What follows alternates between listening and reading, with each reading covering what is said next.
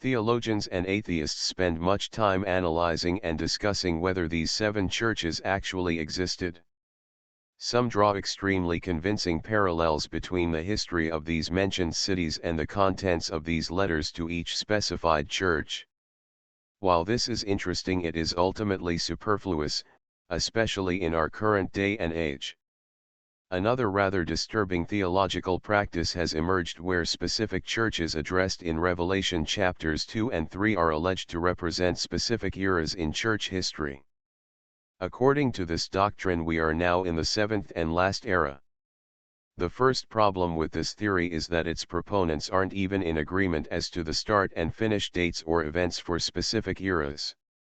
This consequently has a sort of chaotic result, providing grounds for atheistic attack and closing the door of heaven to those wanting to enter. If God is a God of order but the theory is incredible, even chaotic in suggesting different start and finish points, how can any rational, logical person take either the theory or its proponents seriously?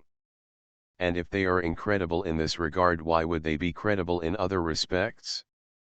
This is precisely why I am against academizing prophecy and even the Bible.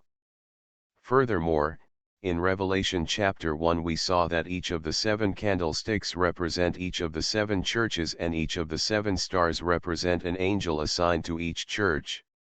Now logically, if we are in the 7th era, then we should have 6 spent candles and 6 unemployed angels.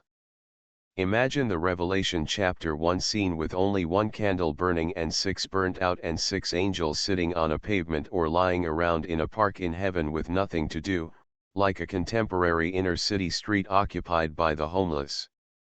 Definitely hideous and not heavenly at all. A third and even more destructive result of this doctrine leads to the first letters being superfluous, spent like the candles, no longer applicable or irrelevant. So why read them, just skip over them? However, as we shall see, these 7 letters provide clues and information essential to our not only understanding the book of Revelation, but also our current circumstances in churches and the world at large. If we skip over them, we will surely miss these crucial clues and resources. A fourth logical problem is that, except for the first church receiving the first letter, the letters to the other churches were useless, reaching them way before their period or era of applicability. No, these 7 letters were specifically and especially applicable to the church addressed.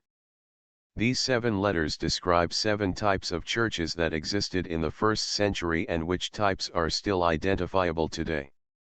I shall prove this, when dealing with each specific church, by referring to contemporary manifestations of these still around and active recently or even still active today. Then there is another strange phenomenon, not very common, but practiced by rank-obsessed churches with hierarchical structures, in which the spiritual, heavenly, guardian angels of the churches are apparently replaced by the physical, earthly bishops supposedly presiding over each. Now this too is confusing in that I am unsure whether the bishops are elevated to angelic status, or whether the angels are relegated to the status of a bishop. Whichever, it does seem to be sanctimoniously silly, to say the least. My Bible says God resists the proud but draws the humble closer, I would imagine, even embracing them. 1 Peter 5 verse 5, likewise, you who are younger, be subject to the elders. Clothe yourselves, all of you, with humility toward one another, for God opposes the proud but gives grace to the humble. Actually, this application shows extreme short-sightedness. It shows a complete disregard for the influence and reality of the spiritual realm and its influence on our spiritual lives. We wrongly view the spiritual as abstract and the physical as concrete.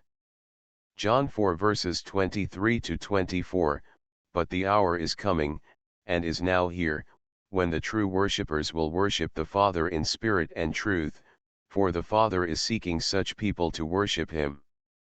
God is spirit, and those who worship him must worship in spirit and truth. Luke 12 verses 20 to 21, but God said to him, fool.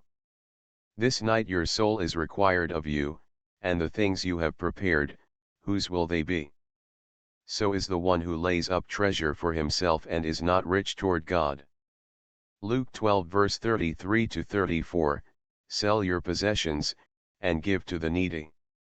Provide yourselves with money bags that do not grow old, with a treasure in the heavens that does not fail, where no thief approaches and no moth destroys. For where your treasure is, there will your heart be also. Maybe these wrongly think that because the biblical instruction reads, "Write to the angel of," followed by the name of the city, it has to be written to a human because their guardian angels can't read, understand the message or respond in trying to influence and protect the church accordingly. Alternatively, these want to unduly venerate members of the clergy, making them and their judgments and dictates sacrosanct. No, the angels of the churches are their guardian angels, and they need to see and understand threats and solutions as much as any man or woman does.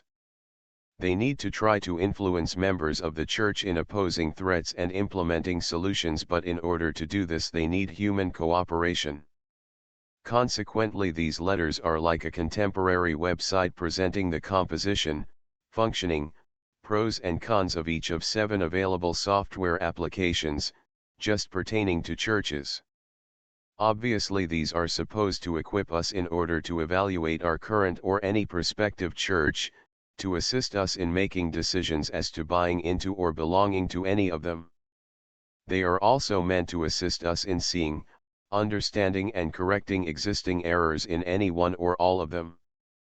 On the basis of the above, these 7 letters, all of them, have always been extremely relevant throughout the ages and since they were written. God bless you and thank you for listening.